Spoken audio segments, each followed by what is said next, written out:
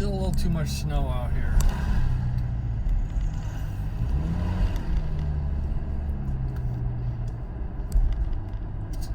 Yeah.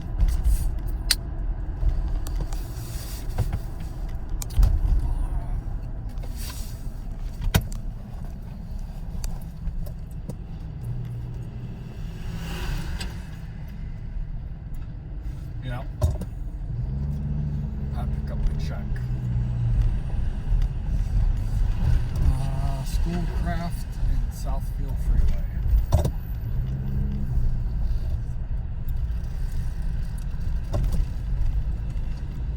Well, there was shooting, I think.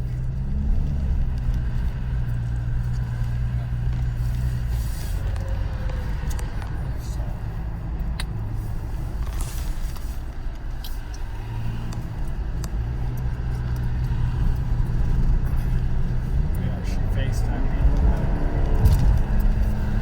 Her and Zadie were out drawing on the sidewalk with chalk.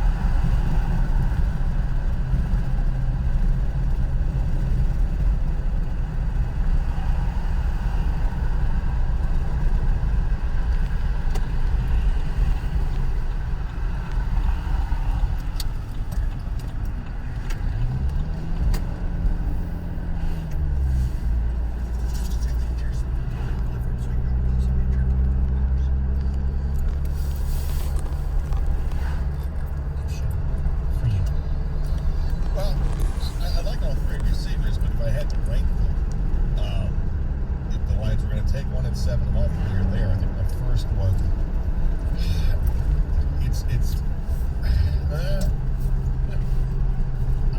I'll go with Chase, number 1A. Devontae Smith is 1B, and Waddle he's the third. I mean, Waddle is definitely the third guy for me. But I have a hard time. I put it firmly in the ground a while back that Devontae Smith number 1. But yeah, that's why I'm a little surprised.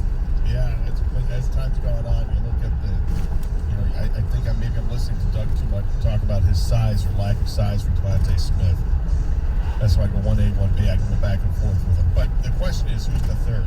The third for me is Waddle. The third for me is Devonta Smith, and it is based upon curiosity / skepticism about his size,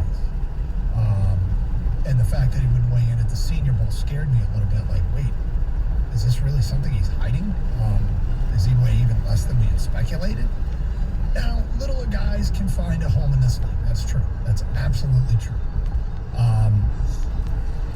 Chase would have been one, but he sat out the year. My guess is I think he would have had a good year. So I guess Jalen Waddle would be my preferred wide receiver at that spot, but Devonta Smith would be 3 to me. Kang, how about you? I'm with Gator on this one. Waddle's my third. I've said this from the start. I think Jamar Chase is going to be the first wide I'll take, and so he'd be number 1 for me. Number 2, Devontae Smith. The talent you can't ignore it. The size, you kind of can't ignore it either because he won't even weigh in at this point. But the talent is too much for me. Waddle did end of the year injured. I know Devontae Smith broke his finger, but Waddle had a leg injury instead, so that concerns me a little bit. But Devontae Smith looks. When you put him on the field, he's just better than everyone else, even with his stature. So I got Jamar Chase, Devontae Smith, and Waddle third. Yeah, the other thing about this is one of those situations where I'm not predicting any of the 3 is going to fail. I just have to come up with a reason to rank one of them third. So, all right, question number 2.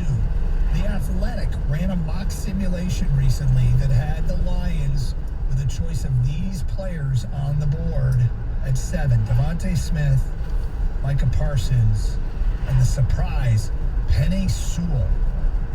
If the offensive tackle from Oregon, Penei Sewell, who's been considered a top 4 or 5 pick all along, if he is on the board at 7, do you run that pick to the podium, Gator? Well, we're assuming that we can't trade out, right? Yep.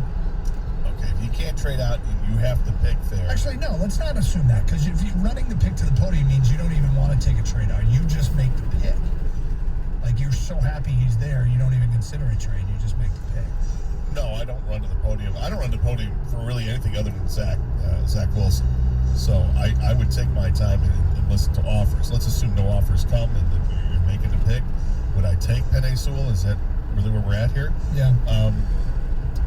Because the Lions are in a rebuild, and there's no question they're rebuilding, and they do have a screaming need at tackle on this team, yeah, I would take him because he's a higher rated player than the other players are. And I love Micah Parsons, and I think he's got a ton of upside. And the receivers, yep, they've got upside.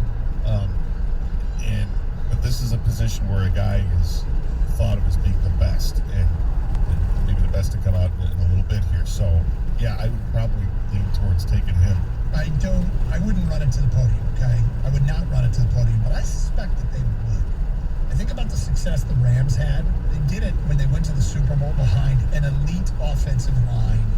I think they could envision Goff having success behind an offensive line that already has 3 quality young players. And I think that, and the other thing is, if we heard they want to run the ball, so I think if Penei Sewell is on the board, I think they do sprint it. I wouldn't, but I bet that they would.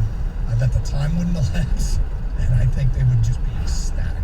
Okay? Would you take him at 7? I probably would. Yeah, probably would. Okay? I wouldn't run, but I'd walk with a purpose, for sure. I'd be pretty happy with him there. I don't run because I'm always looking for offers for more draft capital, especially when you're in a full-scale rebuild like this. You can always use more picks. If I don't get the offer I'd like I said, I'm walking up there with the purpose, and I'm feeling good about it. All right, guys, question 3. in the Draft 4-pack and draft questions about the Lions draft. Mac Jones. If he's the pick at 7, are you mad?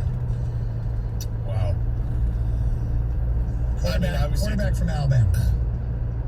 Obviously, it depends on, is he there and you take him because he's the 5th quarterback taken? Is he there and you're taking him ahead of Trey Lance or ahead of Justin Fields? I mean, a lot goes into what emotion's going to come out of me if they take Mac Jones. Initially, my gut reaction is I'm not going to be happy if they take Mac Jones at 7 because I don't think Mac Jones is worthy of the 7th overall pick in this year's draft. I will be very intrigued. I will not be mad because that will tell me that they evaluate him to be a guy they couldn't pass on. I also have no problem with them going quarterback this year because if they're wrong, and look, getting a quarterback in the first round to be the answer long term is extraordinarily hard to do. Sign the 2009 to 2016 drafts in which none of those quarterbacks drafted are still with their same team, but they have a safety net of extra picks in the next couple of years. I like, that he would have a chance to learn under Jared Goff. He wouldn't be expected to play right away, and they could get a team ready to win around him. So I wouldn't be mad at all. Kang? Yeah, I'd be mad. Mac Jones is not the quarterback I want. If the quarterback I want is not there, I'm not going to force the situation to draft a quarterback just because I'm in need of a quarterback with a future, so I go elsewhere. I'd be mad. All right, final question. Give us a player with a 2nd round grade you would want the Lions to get with their pick at 41.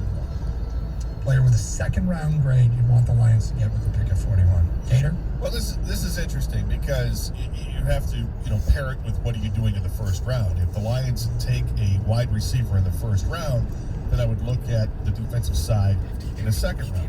And I'm probably looking at linebacker and guys that I can see there. Chaz Surratt is a guy who'd be probably available in the 2nd round. Dylan Moses is one you have to take a look at. Azeez Ojulari, who's kind of an edge guy from Georgia. Those are guys I look at. So if I had to narrow it down to one linebacker, it'd probably be Chaz Surratt. Now, if they take a linebacker, if they take Micah Parsons at 7, then I'm looking at wide receiver in the 2nd round. And you've got 2 that stand out that will probably be there. At least one of them will be, between Rashad Bateman and Rondell Moore. So I think I have Bateman rated a little bit higher because he's bigger. But I love Rondell Moore. So whichever one's there, that's the guy I would take if they take a linebacker in the first round. I go receiver in the 2nd. All right, Kang, what about you? Who's your 2nd round guy? I'm going Chaz Surratt as well. I'm going defense, hopefully. We all know the defensive side of the ball was horrific, historically horrific the past few seasons with Quinn Trisha here and what they tried to bring over from the Patriots, and that did not work out. I like speed at linebacker. He's a little older. He started his college career as a quarterback, but he's a smart player. And he's 6'3", 240, 230 around there, so he can run a bit. I think they need defensive playmakers and linebacker core. They've just been lacking so much. Gator, I liked your answer. The first thing you said there is something that I was like, he's exactly right, and that is, it depends what you do in the first round. There's a position that they will not take in the first round at 7. If they trade back, this might be in play. So with that in mind, the 2nd round, with the pick at 41, the Detroit Lions select defensive tackle Levi Onwuzurike from Washington, who is the big 300-pound athlete that I would love to see them get in round 2. So that concludes the 4-pack. If you want to comment on any of these, 248-539-9797 with your phone calls, feedback. We do got to talk about Saban Lee's performance last night for the Pistons, what that means. Got Carson Anderson on 97.1 The Ticket.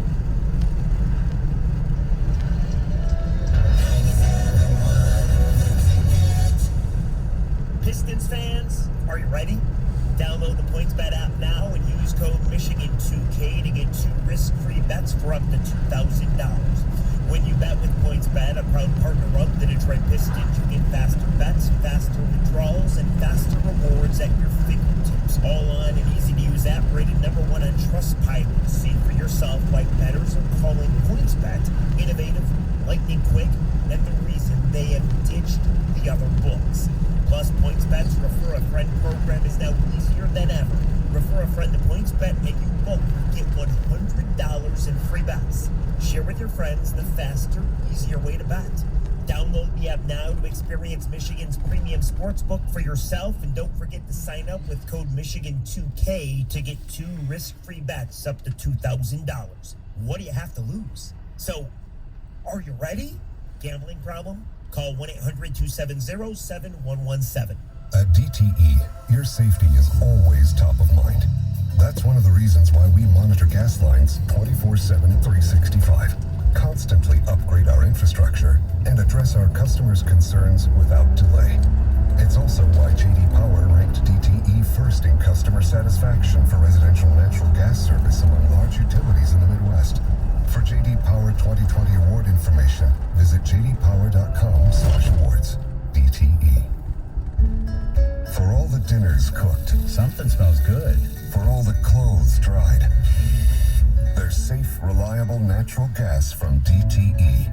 In fact, as ranked by J.D. Power, we're first in customer satisfaction for residential natural gas service among large utilities in the Midwest. So enjoy those hot tub tips. Now this is the life. For J.D. Power 2020 award information, visit jdpower.com/awards. DTE. Hi friends, Bill Golling here for Golling Kia of Madison Heights. If you currently own a Kia, I'd like to invite you to visit our new facility on 14 Mile Road, east of the Oakland Mall, right off I-75. We offer great friendly service, have a well-stocked parts department, and factory-trained technicians. Need a different set of wheels? We offer everything from tires to an outstanding selection of new and pre-owned vehicles to choose from. So come discover the Golling difference. Remember, we want to see you in a Golling Kia. Check us out online at gollingkia.com. Progressive presents The Sounds of the Old World. The year is 2019, and someone is waiting for a table at a restaurant. Thompson, party of 4. Thompson, party of 4. Thompson, party... Oh, there you are. This has been The Sounds of the Old World. Brought to you by Progressive, where drivers can still switch and save like it's 2019. Quote today at Progressive.com. Progressive Casualty Insurance Company and Affiliates. Introducing Fidelity Income Planning. We look at how much you've saved, how much you'll need, and help you build a straightforward plan to generate income, even when you're not working. A plan that gives you the chance to grow your savings and create cash flow that lasts. Plus, you can start, stop, or adjust your plan at any time. Talk to us today so we can help you go from saving to living. Fidelity Brokerage Services, member NYSE, SIPC. This hour of Instant Feedback brought to you by Mike Capurro of National Benefit Plans. For affordable life insurance, log on to nbphealth.com. Celebrating Black History Month with Detroit sports legends. Considered one of the best basketball players of all time, regardless of gender, Swin Cash made her mark on the court. First at UConn, where she led the Huskies to 2 national titles, and then with the WNBA's Detroit Shock, where she led that franchise to championships in 2003 and in 2006. Off the court, Cash has been a longtime advocate against gun violence and against police brutality, a stance she said she began taking after long conversations she had with her grandmother while growing up in McKeesport, Pennsylvania. The Detroit Pistons play the New Orleans Pelicans. Pre-game tonight at 7:35 on 97.1 The Ticket.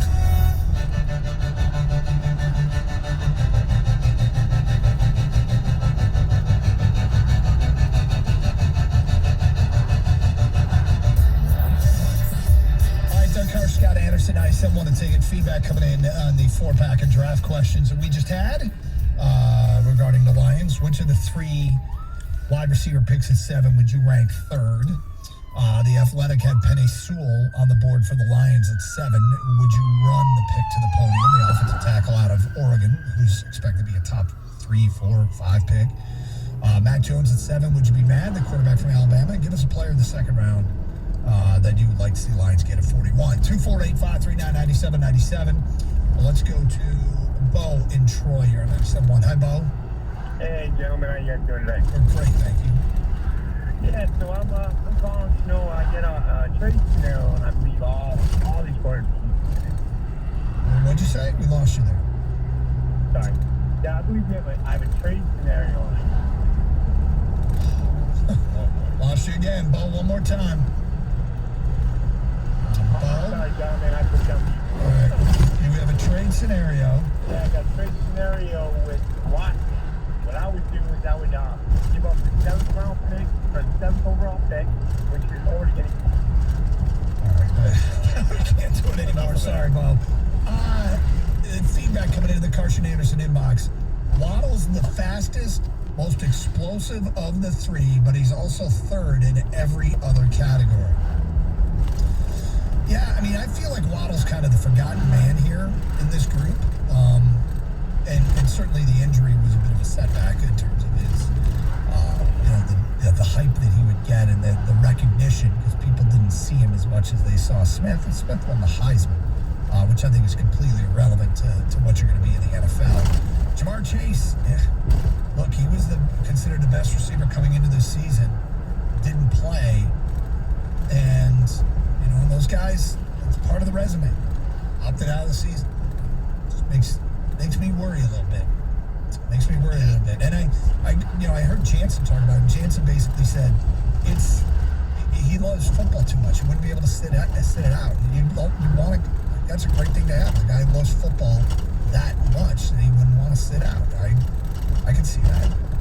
Well, but he's also a guy who loves football that much that he doesn't want to go to school anymore. One just wants to focus on the draft and get ready for football. So, I mean, you can take it either way you want. I take it as you skip the season. I mean, I don't know how because it's a decision made. If you're going to be a first-round pick and you know it, you're going to make that decision, whatever it is. But this is also a COVID year. Look, I think it's different with that. You sat out for COVID reasons, that's one thing. But if you, and this is also a tiebreaker, right? If I have two guys ranked the same, I'm going to take the guy that played the season. It's not like it means he's undrafted. Let's go to Sean out of Cell. You're next. Hi, Sean.